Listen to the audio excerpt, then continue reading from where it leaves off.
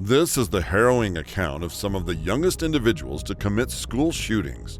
From the 6-year-old who tragically shot his classmate, to the teenager who left his bully brain dead with a revolver. These stories reveal the devastating impact of their actions.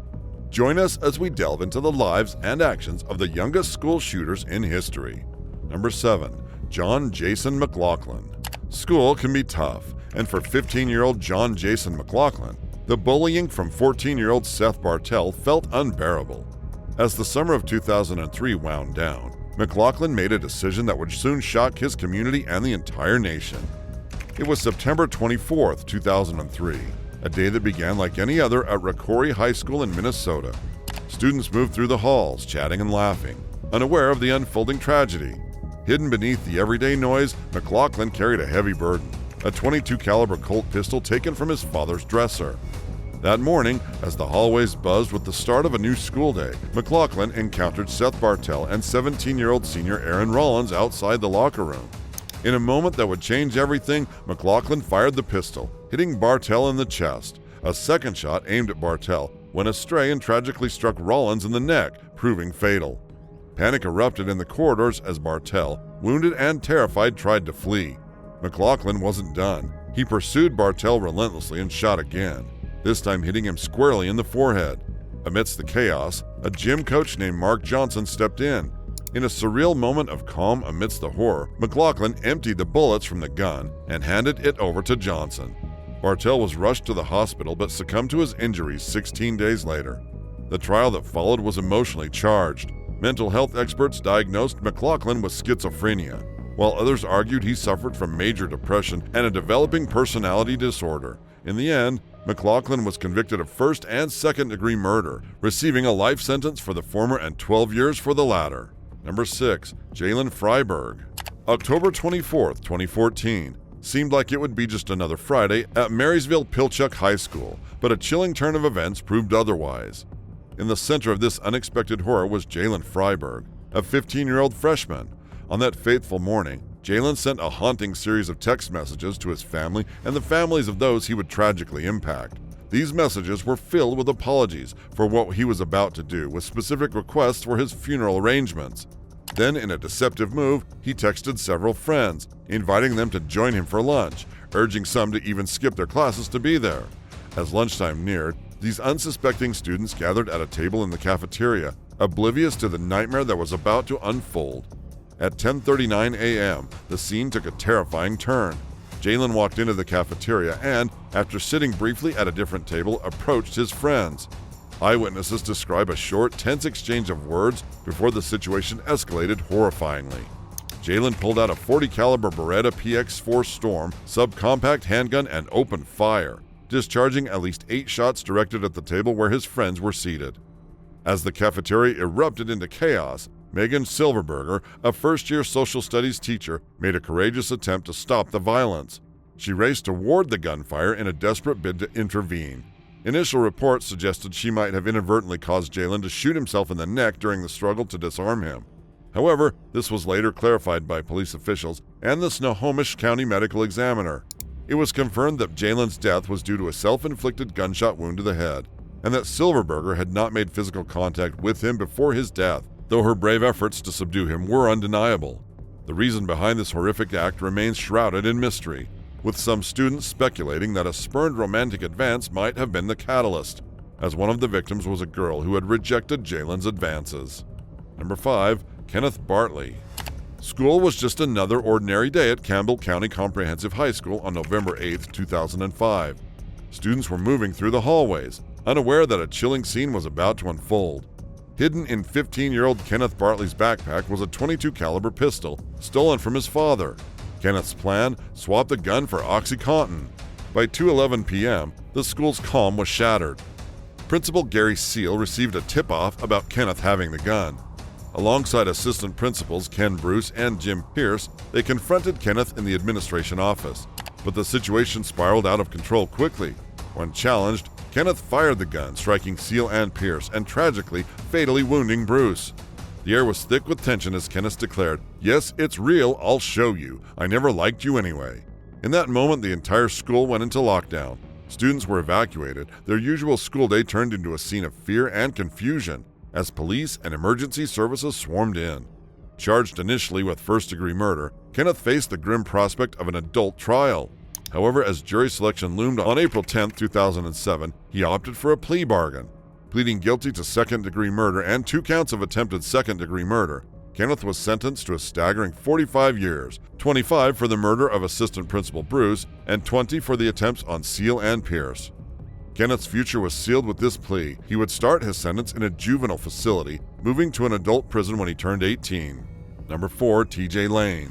February 27, 2012 seemed like just another Monday morning at Chardon High School. Hallways buzzed with students swapping weekend stories and heading into their first classes. Little did anyone know, a storm was about to break in their midst. TJ Lane, a 17-year-old from a nearby school, entered Chardon High School that day with a burden heavier than any school bag. A loaded Ruger Mk3 Target 22 caliber semi-automatic handgun, stolen from his uncle. His steps were heavy, his heart even heavier, and his intentions darkest of all. As the clock neared 7:30 a.m., the cafeteria was filled with the usual morning chatter. Students gathered around their usual spots, including a particular table that was about to become the center of a tragic story. At this table, a group of friends, Daniel Parmertor, Russell King Jr., and Demetrius Hewlin, sat unaware of the horror that was approaching. Suddenly, the normalcy shattered. Lane, with his calculated coldness, began shooting at the table. The cafeteria plunged into chaos as bullets found their targets. In the moments that followed, about 6 students were wounded. The laughter and chatter turned to screams and cries as Lane made his escape from the building. Outside, the police were quick to respond, arresting Lane near the school premises, but inside, the damage was done. The injured were rushed to the hospital, where the next few days would only bring more heartache.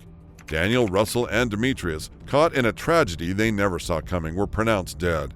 As the investigation unfolded, a deeper story emerged, one of a personal rivalry and hidden grudges.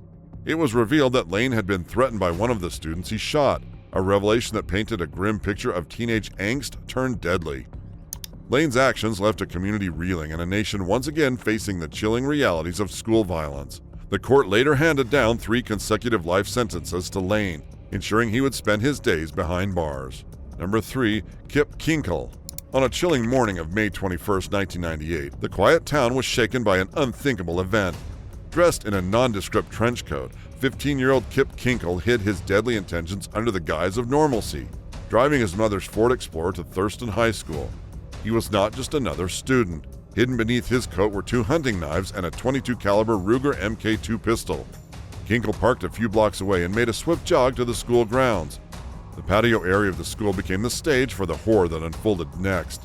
As students gathered, unaware of the looming danger, Kinkle fired 2 shots. The air was pierced by screams as 16-year-old Ben Walker fell, a fatal wound marking the beginning of the chaos, while another student was injured. But the horror didn't stop there. Kinkle moved to the cafeteria, a place that should have been safe, where laughter mingled with the sounds of a typical school day. Instead, it echoed with the sound of gunfire, 48 rounds from his rifle. In the frantic scramble for safety, 24 students were wounded, and 17-year-old Mikhail Nikolausen lost his life amidst the chaos. As Kinkle tried to reload, a glimmer of courage shone through the terror. Jacob Riker, wounded yet undeterred, tackled Kinkle. Other students, fueled by adrenaline and desperation, joined in, a collective effort to stop the carnage. Kinkle managed one more shot, which further injured Riker and another brave soul before being subdued. Pinned down, Kinkle's cries of "just kill me" filled the air, but the students held firm until police arrived. Later, as he tried to attack an officer with a knife concealed on his leg, he was met not with bullets but with pepper spray. The aftermath was a blend of grief and heroism. Jacob Riker, along with the other injured, were rushed for medical aid. Riker's bravery did not go unnoticed. He was awarded the Boy Scouts of America Honor Medal with crossed palms. It was a bittersweet accolade given the pain and loss surrounding it. In a haunting revelation, it emerged that Kinkle had murdered his own parents the day before the attack. His plea of guilty to murder and attempted murder closed a chapter on this tragic episode, leaving a community to heal from the scars of that fateful day. Number 2, Michael Carneal. In the weeks leading up to a chilling day on December 1, 1997, 14-year-old Michael Carneal was a bundle of red flags, yet unseen in the chaos of high school life. Rumors swirled around the halls about his sexuality, painting a target on his back as he faced relentless bullying. Amidst this turmoil, Carneal began to secretly gather an arsenal, pilfering weapons including a .38 caliber handgun from his own parents, along with an assortment of rifles. As students settled into their morning routine, gathering in a prayer circle, a false sense of normalcy hung in the air. This tranquility was abruptly shattered by the harrowing crack of gunfire. Michael, wielding a Ruger Mk2 .22 caliber pistol, stepped into the lobby and unleashed horror. He fired 10 shots in rapid succession, targeting the unsuspecting students from behind as they prayed. The scene turned tragic in an instant. 3 girls lost their lives, and 5 others sustained injuries. Among the injured was Missy Jenkins, now destined to navigate life in a wheelchair. The aftermath was a storm of confusion and grief as the news of the casualties spread. Carneal himself was overtaken by shock and remorse. In a moment of despair, he handed the gun to the school principal, Bill Bond, and pleaded with a classmate, "Kill me, please. I can't believe I did that." By October 1998, the court hearings drew to a close, with Carneal's defense pointing to his mental struggles. His guilty plea was accepted, sealing his fate to a life sentence with the chance of parole after 25 years. A tragic end to a day that began like any other. Number 1. 6-year-old unnamed male student. It was just another regular school day at Rich Neck Elementary School on the chilly afternoon of January 6, 2023. Classes were bustling with activity as Abby Werner led her students through the day's lessons, completely unaware of the nightmare about to unfold. In a moment that would capture headlines nationwide, a 6-year-old boy quietly reached into his backpack. None could have predicted what came next.